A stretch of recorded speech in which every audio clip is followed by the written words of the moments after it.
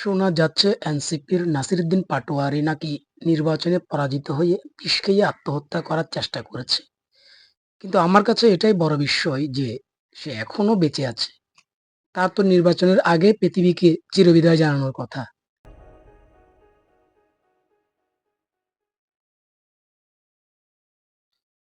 মুক্তিযুদ্ধ, বাংলাদেশ, ধর্মনিরপেক্ষতা ও নারী পুরুষ নির্বিশেষে সম অধিকারে বিশ্বাসী যারা, তাদের সকলকে সিভিক ইনসাইট চ্যানেলে স্বাগত জানাচ্ছি। একটা সাজানো পাতানো নির্বাচনে ঢাকা ৮ আসন থেকে বিএনপির প্রেসিডিয়াম সদস্য ও হেভিওয়েট সিনিয়র প্রার্থী মির্জা আব্বাসের বিপক্ষে ভোটযুদ্ধে নেমেছিল জামাত ইসলাম সমর্থিত প্রকারান্তরে জামাতের বি টিম বা সহযোগী গুপ্ত সংগঠন হিসেবে পরিচিত এনসিপির নাসিরুদ্দিন পাটোয়ারি। বিভিন্ন সূত্র থেকে জানা যাচ্ছে যে ১২ তারিখের ভোটের লড়াইয়ে মির্জা আব্বাসের নিকট ৫,০০০ ভোটের ব্যবধানে পাটোয়ারি পরাজিত হয়েছে। সেই পরাজয় মেনে নিতে না পেরে নাকি বিষ পান করে সে আত্মহননের চেষ্টা করে। জানি না এটা সঠিক সংবাদ কিনা। তবে মুক্তমনা এক ইউটিউব চ্যানেলে এইরকম একটা খবর ও তার একটা ভিডিও ক্লিপও প্রকাশ পেয়েছে। বিস্তারিত কিছুই বলা নেই। কেবল দেখলাম ওই চ্যানেলের বক্তারা এই নিউজ নিয়ে বেশ হাসি তামাশা করছে। হাসি তামাশার কারণ হলো নাসিরুদ্দিন পাটোয়ারি যে চরিত্রের লোক, তার পক্ষে এই জাতীয় অভিমানী পদক্ষেপ নেওয়া সম্ভব নয়। কারণ সে ঠোঁট কাটা টাইপের এক নির্লজ্জ লোক। তাই তার পক্ষে কোনো কিছু আত্মসম্মানে মাখা সম্ভবপর নয়। আত্মহত্যা তো বহুত দূর কি বাত। যাই হোক, আপনারা যারা এই ভিডিও দেখছেন তারা নিশ্চয়ই আমাকে কমেন্টে আপডেট জানাবেন আশা করি। তবে আমি আশ্চর্য হচ্ছি এই ভেবে যে মির্জা আব্বাস ও তার দলীয় প্রধান তারেক রহমানের বিরুদ্ধে অনেক নেতিবাচক কথাবার্তা, হাসি তামাশা, পায়ের উপর পা দিয়ে ঝামেলা বাঁধানো ইত্যাদি এত কিছু করার পরেও সে এখনো বহাল তবিয়তে আছে। তারেক রহমানের কথা বাদ দিলাম, হতে পারে তারা নির্বাচনী প্রতিপক্ষ নয়।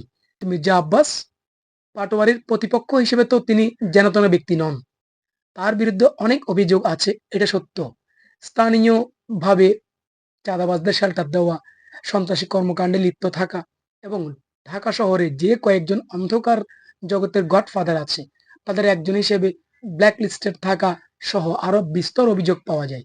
এমনকি নির্বাচনে তার প্রধান প্রতিদ্বন্দ্বী হিসেবে থাকা ইনকিলাব মঞ্চের ওসমান হাদি হত্যার সাথে জড়িত থাকার অভিযোগও তীরও রয়েছে তার দিকে। মোদ্দা কথা, বাংলাদেশে মির্জা আব্বাস একজন ভয়ঙ্কর লোক হিসেবে পরিচিত। এইরকম এক ভয়ঙ্কর ইমেজের লোকের বিরুদ্ধে প্রতিদ্বন্দ্বী হিসেবে দাঁড়িয়ে নাসিরুদ্দিন পাটোয়ারি যে আচরণগুলি করেছে তার প্রতিক্রিয়ায় সে যে এখনো বহাল তবিয়তে বেঁচে আছে, এটাই আমার কাছে পৃথিবীর অষ্টম আশ্চর্য বলে মনে হয়। সবাই জানে স্থানীয়ভাবে মির্জা আব্বাস একজন ভয়ঙ্কর ক্ষমতাশালী ব্যক্তি।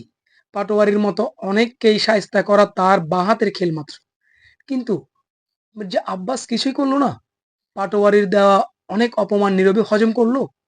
কেন মির্জা আব্বাস এমনটা করলো তা আমার জানা নেই। তবে সে যে অনেক গভীর জলের মাছ, নির্বাচনে জিতেই তা প্রমাণ করলো। যদিও ভোট ম্যানিপুলেশনের অনেক অভিযোগ আছে, তবুও বলবো অবশ্যই তিনি প্রতিপক্ষকে এই রূপধর্যের সাথে মোকাবেলা করার জন্য সাধুবাদ পেতেই পারেন। পক্ষান্তরে একজন ভোট প্রার্থী হিসেবে নাসিরুদ্দিন পাটোয়ারি যে অসহিষ্ণু ও অভদ্রচিত আচরণ করেছে তার ফলাফল সে পেয়েছে। প্রতিপক্ষকে অসম্মান, ভোটারদের সাথে অশোভন আচরণ ইত্যাদি সম্ভব সবকিছু সে করেছে। অল্প পানির মাছের মতো অনেক লাফালাফি করেছে। অনেকেই নির্বাচনী শিষ্টাচার সম্পর্কে অজ্ঞাত বলে তার এই রকম আচরণকে বাহবা দিয়েছে। কিন্তু বাস্তবতা হলো এটা পুরোপুরি অশিষ্টাচার। একটা কথা না বললেই নয়, ভোট কার্যক্রম নিয়ে অনেক কিছু বলার থাকতে পারে, করার থাকতে পারে। কিন্তু ভোট পূর্ববর্তী সময়ে ভোট প্রার্থনাকারীকে যথেষ্ট সংযত আচরণ করতে হয়। সে মনে করেছে কয়েকজন সাঙ্গপাঙ্গ নিয়ে শো অফ করলেই আর ভিনদেশে বসে থাকা কিছু অনলাইন অ্যাক্টিভিস্টের হাত মাথায় থাকলেই সে নির্বাচনী বৈতরণী পার হতে পারবে। না মিয়া পাটোয়ারি, খেলা কিন্তু অত সহজ নয়। তবুও তার ভাগ্য ভালোই বলতে হয়। এখনো পর্যন্ত মির্জা আব্বাসের কোনো খারাপ প্রতিক্রিয়ার মুখোমুখি তাকে হতে হয়নি। তার উপর মির্জা আব্বাস এখন সুপার পাওয়ারে আছেন। তার দল এখন ক্ষমতায়। দেখা যাক এখন তিনি কি ঘটনা ঘটান, আমরা দেখার অপেক্ষায় রইলাম।